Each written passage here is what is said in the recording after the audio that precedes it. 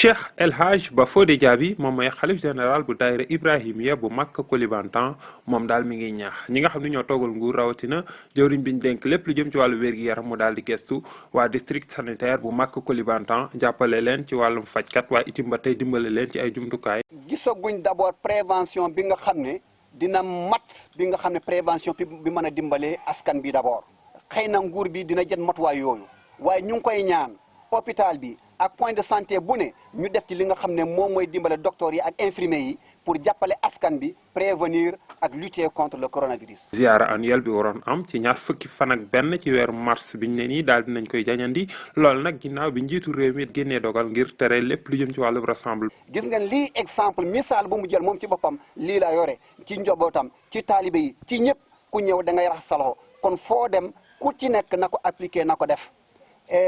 ñu ngi ñaan na nguur mi nu mu dimbalee ñeneen gox ñeneen dëkk waaye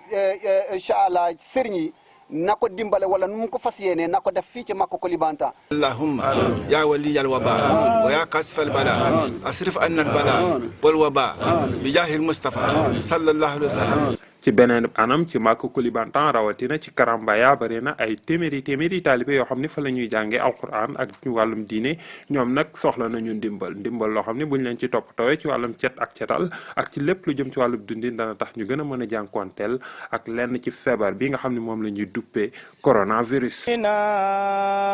wali anbiya muhammadi